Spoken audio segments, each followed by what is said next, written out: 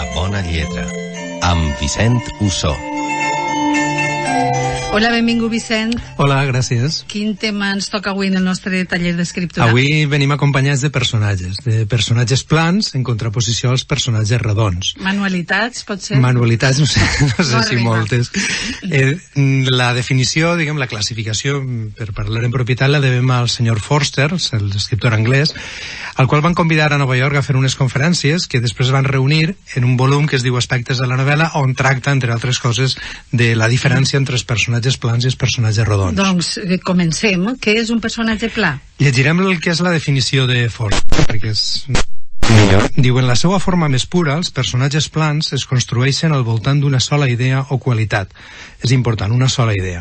Quan predomina més d'un factor en ells, entreveiem el començament d'una corba que suggereix el cercle, que ja ens acostaria als personatges rodons. Per tant, personatges plans podríem dir que són aquells d'entrada que expressen una o molt poquetes idees, les que siguen, però una o molt poquetes, i que a més no evolucionen al llarg de la història. És a dir, són personatges que passe el que passe sempre respondran de la mateixa manera. Tenim alguns exemples molt coneguts. Per exemple, el capità Hub, el protagonista compartit, si volem, de Moby Dick, al qual el mou tot el temps el desig inalterable de venjança. Això passa perquè quan se produeix alguna circumstància que en condicions normals a un personatge redó l'obligaria a prendre una actitud diferent, ell com que té sempre... Clar, aquesta actitud sempre respon de la mateixa manera. Són fixos, no? Exactament. El Quixot seria un altre exemple, excepte la part final. És a dir, és també un senyor que li passa el que passa, no s'adona que els seus codis, els codis de la cavalleria, ja no tenen sentit en aquell món i, per tant, sempre respon de la mateixa manera. I els personatges redons són més complexos? Sí, serien aquells que evolucionen al compàs dels fets, és a dir, aquells als quals les experiències que viuen els afecten, no? Per tant, d'entrada són més complexos perquè són més semblants a les persones reals i, per tant, són, d'entrada, diguem, preferibles per a, sobretot, els papers predominants, per a protagonistes o personatges principals. Posarem un exemple que pertany a una novel·la de la qual preferiria no dir el títol. És una senyora que es cria en una societat on hi ha uns certs estàndards d'igualtat de gènere, diguem-ne que prou avançats. La dona estudia en la universitat, té unes perspectives professionals, podria exercir la medicina, l'enginyeria, etc., però s'enamora d'un estranger. Un estranger que pertany a una cultura completament diferent, la dona s'enamora, es casen i, finalment, per les circumstàncies, se'n van a viure al país d'origen del marit, on el context és radicalment diferent. Allà les dones s'han de quedar tancades a casa i necessiten l'aprovació del seu marit, del seu espòs, per a fer les tasques fins i tot les més elementals, per anar al metge, posem per cas. Clar, les reaccions d'aquesta dona no poden ser les mateixes en el context de llibertat o d'igualtat en el qual s'havia criat o en el context en el que s'han casat, però encara anem més lluny. Si més endavant, al cap dels anys, l'home acaba cansant-se d'ella, la racona, es casa amb més dones, no sols no li fa cas, sinó que fins i tot exerceix violència sobre ella, les seues reaccions no poden ser iguals.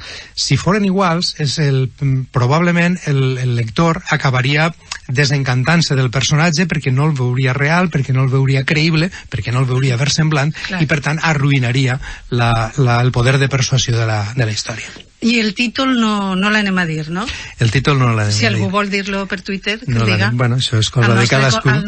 No, evidentment no coartarem la llibertat dels oients. Total, que no sempre està bé ser pla. No, ni en la vida real ni en els personatges. Hauríem de reduir la planor dels personatges, per dir-ho així, hauríem de reduir la seva presència al mínim. És a dir, d'entrada, els figurants o els secundaris. Un cambrer que estiga sempre enfadat, per exemple, com que només apareixerà quan els nostres protagonistes vagin a fer-se un cafè, no caldrà que coneguem la seva història, clar, i per tant podrà comportar-se sempre de la mateixa manera sense que altere, diguem, la dinàmica de la trama. Per tant, seria un poc reduir-los a aquest context d'entrada, Pareix d'entrada que siguen pitjors els personatges plans que redons, però suposa que tindran la seva utilitat, clar. Clar, per això parlava que d'entrada són necessaris. Tornem al senyor Forster i tornem a llegir un fragment literal. Diu, un dels grans avantatges dels personatges plans és que se'ls reconeix fàcilment quan apareixen.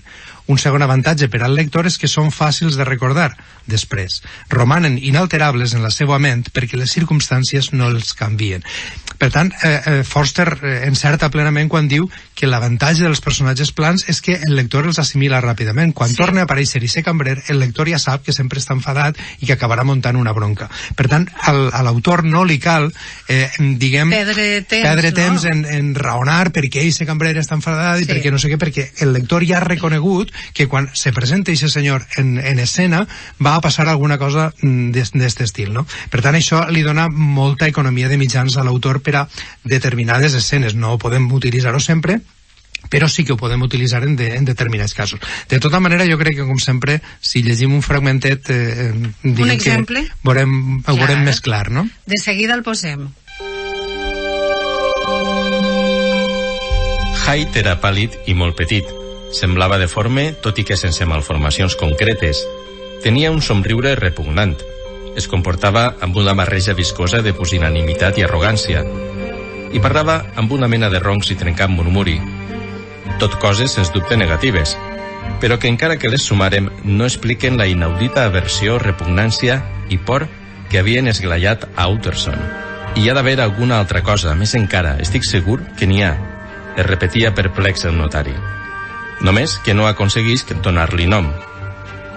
Aquest home, Déu m'ajude, apenas sembla humà. Pot ser-te alguna cosa de troglodític? Serà la vella història del Dr. Fell? O la simple irradiació d'una ànima infame que transpira per la seva closca d'argila i la transforma? Crec que és això. Ai, pobre Jekyll. Si alguna vegada una cara ha portat la signatura de Satanàs, és la cara del teu nou amic. Txan! Fa poreta, Fa poreta, l'hauran reconegut tots els nostres lectors, suposa. L'obra és L'estrany cas del Dr. Jekyll i Mr. Hyde, del grandíssim Robert Louis Stevenson, i Hyde és un personatge pla. És pla. I vas a dir-me que la meitat del protagonista d'esta novel·la és redó i l'altra meitat sí, podríem presentar-ho així. De fet, havíem parlat que els personatges plans es l'havien de reservar a papers secundaris, a figurants, i en canvi sí tenim un protagonista que és pla. Havíem citat alguns altres, el Quixot i el Capità Hub, perquè és que hi ha narracions que reclamen la presència en un paper principal d'un personatge immutable, que no canvia mai i que responga a un únic principi, a una única idea, com deia Forster. Mr. Hyde és tot allò que produeix horror, repugnància, és l'encarnació del mal, el seu principi únic és el mal, i per tant ell, totes les actuacions que farà per pura inèrcia conduiran al mal, assassinarà, robarà, no ho pot evitar, i no canvia, al llarg de la novel·la no ho canvia mai. El fet que respongui una idea ens dona un punt de referència. Per això és important també en papers principals, en determinades obres, tindre un personatge pla, perquè és un punt de referència sobre el qual poden pivotar els altres, els redons, l'altra meitat de la que tu parlaves abans, i aleshores podem apreciar l'evolució dels personatges redons simplement perquè el personatge pla no canvia mai. Per contrast, clar, no? I aquest és el seu valor. El que passa és que no seria útil per a tot tipus de narracions, seria per a unes narracions molt concretes. Doncs ja coneguem a Mr. Hyde, que és monotemàtic, unilateral, la seua és malvat, i l'altra part, la del Dr. Jekyll? El Dr. Jekyll és un personatge redó. Totes aquelles coses que van passant, totes les experiències que va acumulant, modifiquen la seva actitud. De fet, la modifiquen cap al desastre final, no?